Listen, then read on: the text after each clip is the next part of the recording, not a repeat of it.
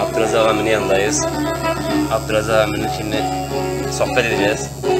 Kasetleri koyacak. Biz eski kasetleri dinleyeceğiz. Gel şöyle otur yanıma.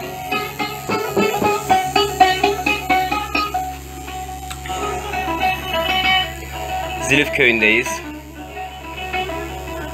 Abu Aziz, Abdülaziz abinin yanındayız. Namı diğer Abu Aziz. Zekeriya emminin odasındayım. He, Zekeriya emminin odasındayız. Babanın odası. Yeryüzünün de bereketi bitmesin. Hele yeryüzünde dostlar bereketi bitmesin. Seni güden çalan da gene beni gütmesin.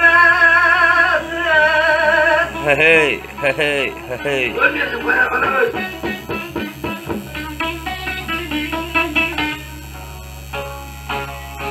Aman yavrumun alanlarda gene bugün sızıp yatmasın. Hele yavrumun alanlarda gene vallahi bugün sızıp yatmasın. Ne keyifli adamlar. Hele gene Davul şu çalar tarafın zirvede. döşümlere gene nasıl gene. Kerem'i gene nasıl gene. Yani üçüncü yaptım. Tamam deyip Adam var. yani içmem. Çırak içmem. Gezerdik. Zilif'te davul çaldı mı kalkımda duyulurdu. Zilif'e gelirdik. Her kapıdan bakarsın bir Fayat Alagöz, Zahman Ataşı. Şeyinin koymuş bu kasetleri.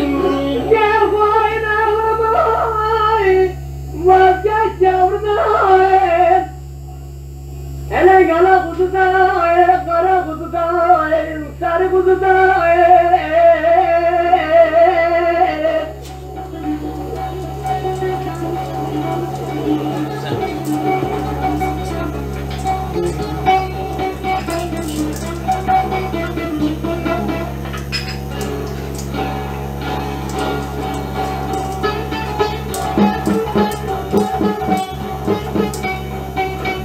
Ki şimdi şöyle bir zilimi turladım.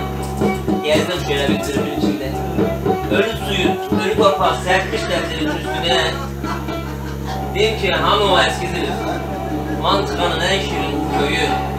Yıllar ya gözlerime gene buraya geliyorlar. Her kapıdan bakarsın kere boşuruzlar koyarlar kasetleri. Bayat Alagöz'e rahmet olsun. Daha önce 4 seneden beri çalışmıştım. Sen de hallettin. Aman ya gözlerime bastım gene bugün yola geziyorlar. Kaldırıyor beyaz kollarımda boynuma dolar.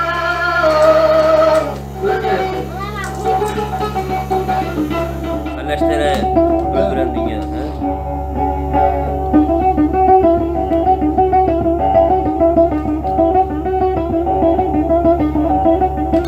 Aman benden başka yer seversen mi?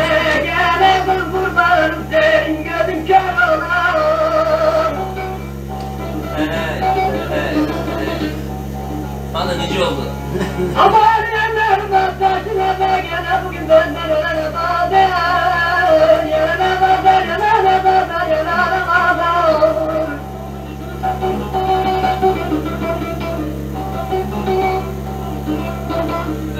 Görmeden gidilmez. Hoş geldin, sabah geldin. Dayım. Sağ olasın. Bizim sizden bir akrabalık kalkımla neydi akrabalığınız? Bahar gibi benim dayım. Bahar Kocagil dayındır. Yani bizim Abazi emmiyle bir dayı yegenliğimiz var. Biz onlara dayı oluruz. Kalkım genlere dayıdır. Onun için dayım oğlu dedi. Dikkat ederseniz. Bahar, Soyad, oğlu Sütiyen, Hüseyin, Muhammed, Maruf. Ya.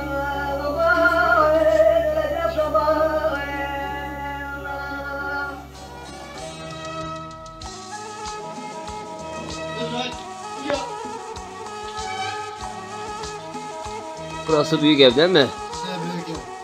Dedenin evi bu. Kaç yıllık bir ev dedin? Size bedenen 7-8 sene. Oo. O kadar eski bir ev ha?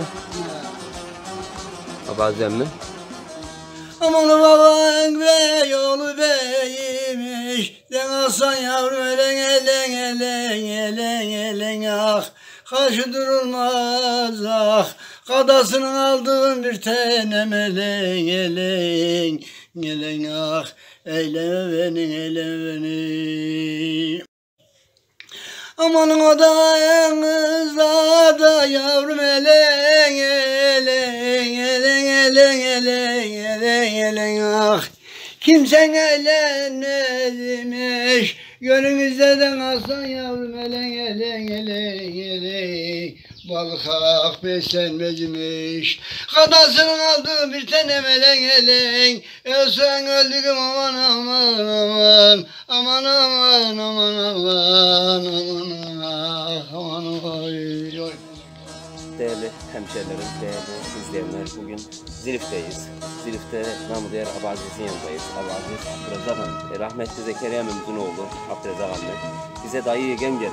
Evet. Bakır dayı, Bakır onların dayısı olur. Abdurrezzak Hamdi yöremizin en renkli insanıdır. Renkli kişiliğiyle Ama bilinir. geçti vakit. Aynen. He. Abaziz emmiyi biz o güler yüzüyle, o düğünlere şen katmasıyla, o düğünlerimizde davullarda halayı çekmesiyle, türküleri söylediği zaman millet ağlardı.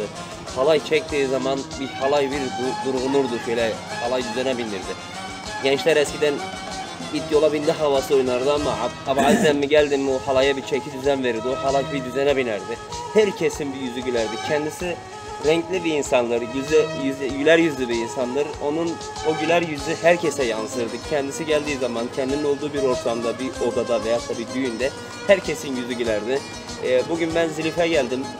Zilif'e gelmişken Abaziz emmiyi görmeden olmaz dedik. Gidelim bir görelim dedik. Odasına bizi misafir etsin. Ondan sonra evini bir görelim dedik. Kendisini gördük. Hem Abaziz emmiyi sizlere tanıtma fırsatımız oldu. Hem Abaziz emmiyi bizler de sıla-i rahim yaptık. Onu geldik, elini öptük, onun odasına oturduk, bize hürmet etti. Gelmişken onu da görmeden olmaz dedik. Ben en son Abaziz emmiyi 2003 yılında geldim. Evet. Burada Çoban Bey Elleri diye bir klip çekmeye gelmiştim Çoban Bey köylerinde. O klibi çekerken Abaziz emmiyi de gelip odasında misafir olmuştuk. Yine bizi misafir etmişti. 2003 yılından daha 2019 yılına kadar, bak o kaç yılı geçti aradan. Biz Abaziz emminin yanında misafir tekrar olduk. Tekrar bir aramızda bir düz ekmek vardı. Vefa güzel bir şeydir.